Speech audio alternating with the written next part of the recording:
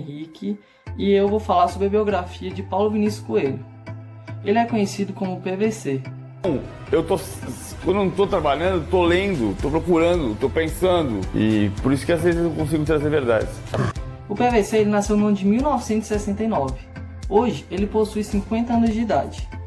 O PVC, ele desde criança sempre foi apaixonado por esportes e também por obras literárias. Então o que ele decidiu fazer? Ele decidiu juntar os conhecimentos que ele tinha por esporte, junto com a paixão por livros, e decidiu cursar jornalismo. E foi no ano de 1991 que ele encerrou seu curso. E no ano anterior, em 1990, ele já era estagiário da Editora Abril. E na Editora Abril, ele já era conhecido como enciclopédia do futebol. Por quê? Porque ele era o seu esporte preferido. Então, ele era conhecido por ter umas táticas na sua mente de equipes e de saber de muitas coisas da história do futebol. Foi então que ele foi contratado pela revista Placar. E na revista Placar, com várias experiências, ele desenvolveu sua própria revista em meados dos anos 90. Ele criou a revista Lance. A revista Lance é hoje uma das maiores revistas do Brasil em aspectos esportivos.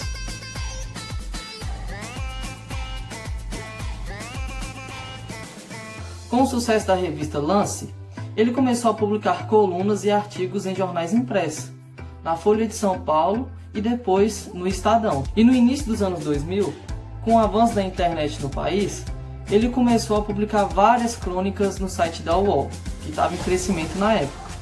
Mas foi somente em 2003, que foi o seu grande auge na carreira, que ele decidiu publicar livros. E o seu primeiro livro publicado foi sobre o que é o jornalismo esportivo. Nesse livro, ele contava várias experiências atuando na área do jornalismo esportivo. Esse livro conteve grande sucesso e com isso ele chegou até a ser entrevistado pelo Jô no mesmo ano de 2003. Uma entrevista fantástica que vale a pena dar uma conferida. Ela vai estar no link da descrição do vídeo.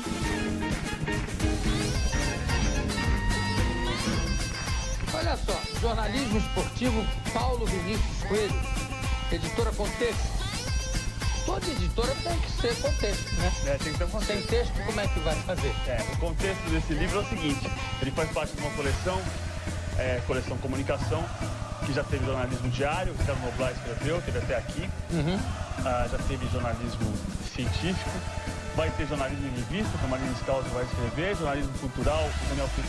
Na época, como ele publicava vários artigos no Estadão, e o Estadão tinha uma união com a ESPN. Foi aí que surgiu seu segundo auge na carreira. Ele começou a trabalhar na televisão, que a ESPN é uma grande emissora de esporte. Acho que tem uma reflexão para fazer, porque no dia que você sofre a maior derrota em 100 anos, você tem que parar e pensar, refletir, entender até o que andou certo, porque alguma coisa pode ter andado. E na ESPN, ele permaneceu na casa por 14 anos. Ele foi editor-chefe de vários programas da emissora. Ali foi o seu grande estopim para ele surgir como uma grande atração na televisão. Mas em 2014 ele foi para a Fox Sports, que era uma emissora que estava em grande crescimento na época. Mas ele precisava ainda de um grande salto na carreira, que chegou em 2020 e agora em fevereiro de 2020 ele foi contratado pelo Grupo Globo. Então, que possui o Sport TV, que é de fato a maior emissora de esportes no país. Nós ficamos conversando de futebol até altas horas da madrugada. Naquele dia eu tive certeza, um dia nós vamos trabalhar juntos. Então deixa eu receber o PVC. Obrigado, garotão. Muito obrigado, muito bacana. Você sempre foi muito carinhoso comigo. E acho que trabalhando em emissoras diferentes, desenvolvemos uma amizade legal.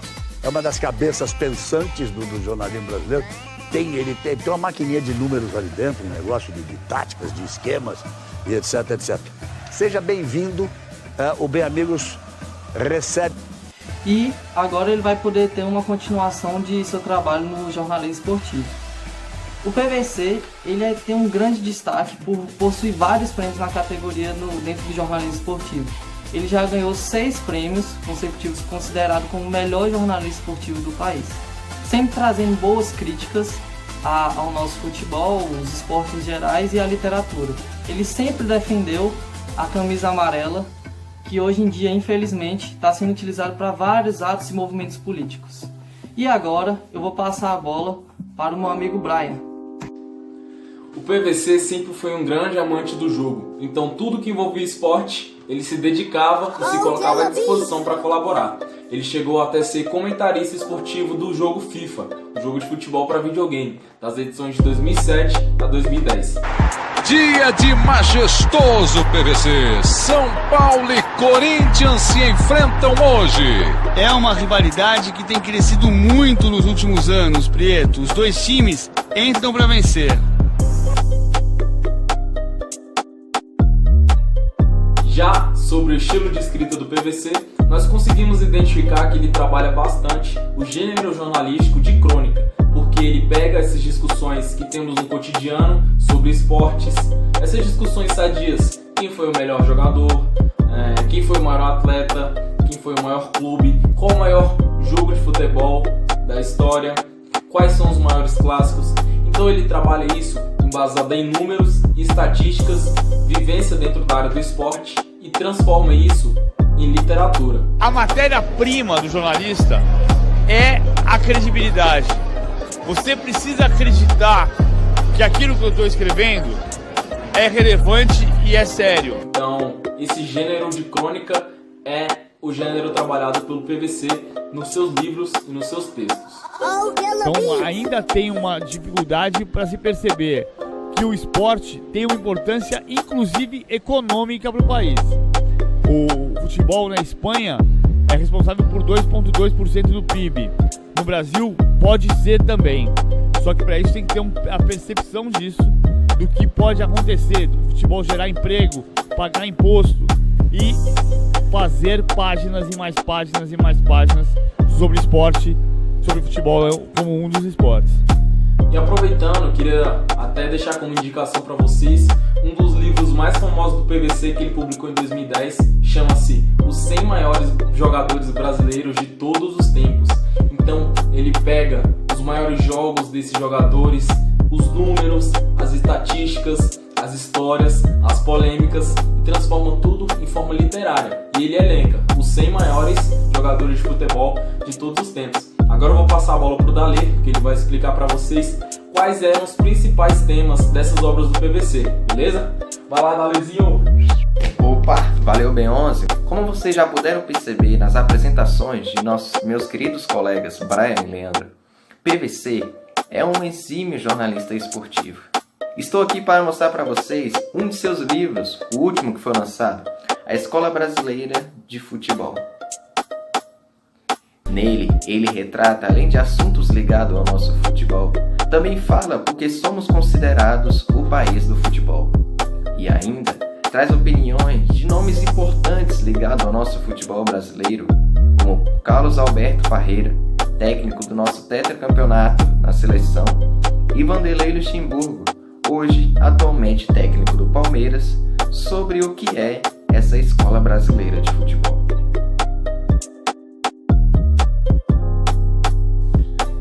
Bom, o tema central de suas obras é o futebol. Eu poderia somente falar isso, pois para muitas pessoas e na linguagem popular, o futebol é apenas 22 homens ou mulheres, 11 de cada lado, correndo atrás de uma bola. Mas sabemos que o futebol não é só isso. O futebol, ele não mexe somente com a razão ou com a emoção. Muitas vezes pode mexer com a política. Sim, a política. Posso citar o exemplo de que na Espanha, o futebol tornou-se um dos pilares para que a Catalunha, local onde hoje treina o time do Barcelona, queira se tornar um país independente da Espanha. Antes de prosseguir, só fazer um agradecimento aos ingleses que no ano de 1863 inventaram esse esporte maravilhoso. Eu tô na casa do PVC, tá, gente? Acho que o lugar mais longe que eu já cheguei, o ápice da minha carreira. Muito obrigado por me receber aqui. Em muitos de seus livros, além de trazer histórias que rondam o futebol, ele traz também história de personagens importantes, a preparação de atletas e também, por curioso, traz imagens de esquemas táticos. Sim, aquele famoso 4-3-3 ou 4-4-2, você que prefere, de jogos importantes importantes. Como, por exemplo, posso citar Desculpe aos Amantes do Futebol. Em seu livro A Escola Brasileira de Futebol, que eu já citei, ele traz um capítulo inteiro sobre o fatídico jogo do 7-1. Sim, desde a preparação do jogo, o clima do estádio, as variações táticas, tudo para culminar naquela partida decepcionante de nossa seleção. Jogarem. E lá vem eles de novo. Olha só que absurdo. A chance de mais um gol. Bom, não vou me alongar mais porque chegou a hora de apresentar as principais obras do PVC. E essa parte ficou com o nosso amigo Vitão. Então vai daí, Vitão. Valeu, Alessandro! E depois dessas apresentações muito legais dos meus colegas, é hora de eu falar sobre as principais obras do nosso autor PVC. Eu vou falar sobre o livro Jornalismo Esportivo, publicado em 2003 pela editora Contexto, é onde o PVC ensina como fazer uma reportagem, como fazer uma matéria. É um manual para quem quer seguir no jornalismo esportivo. E uma curiosidade muito legal é que o livro traz manchetes de 1919 e 1920, de antigamente, para a gente saber como eram os termos, como se falava de futebol naquela época. Então é uma boa pedida para você que faz jornalismo assim como nós e quer se especializar na área do esporte. O segundo livro é da editora Paralelo, publicado em 2014, chamado Planeta Neymar.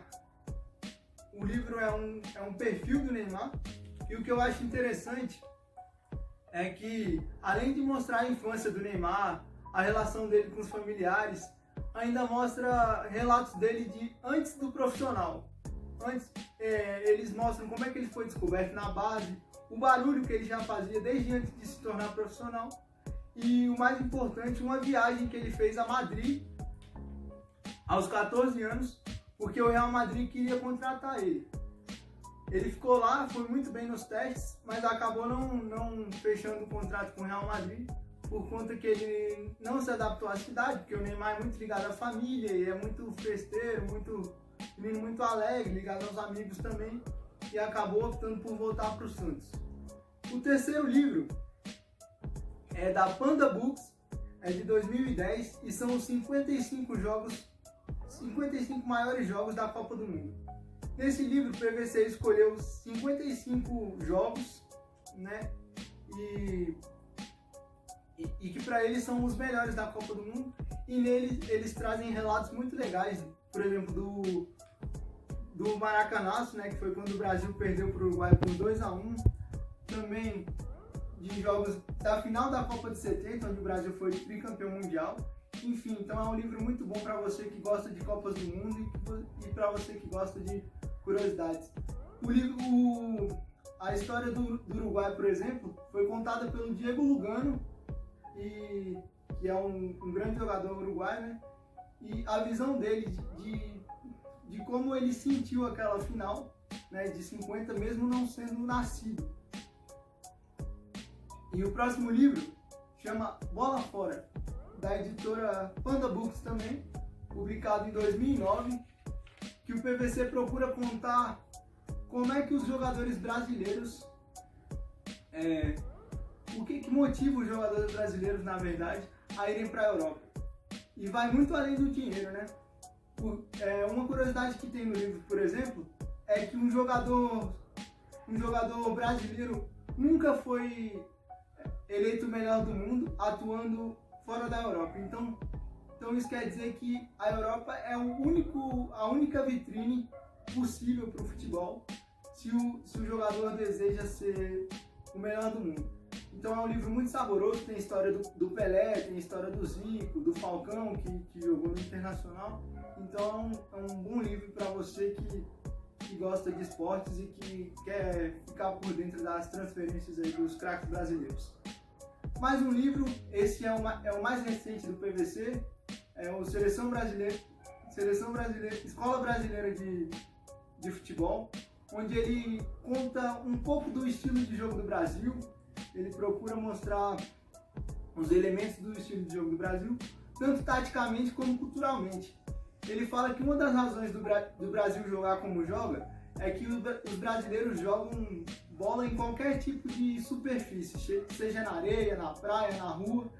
Então isso facilita muito o improviso, facilita muito a compreensão do jogo e o pensamento rápido, que é o principal, né, do drible ali.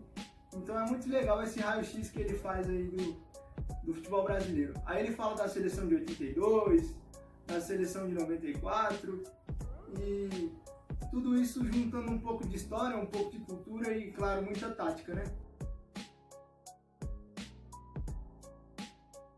Bom, essas foram as principais obras do PVC, espero que vocês tenham gostado. Valeu! Tem muita coisa boa. Eu acho que eu fui feliz quando eu substituí um pouco as camisas pelos livros, ou seja, eu consegui descobrir boas histórias.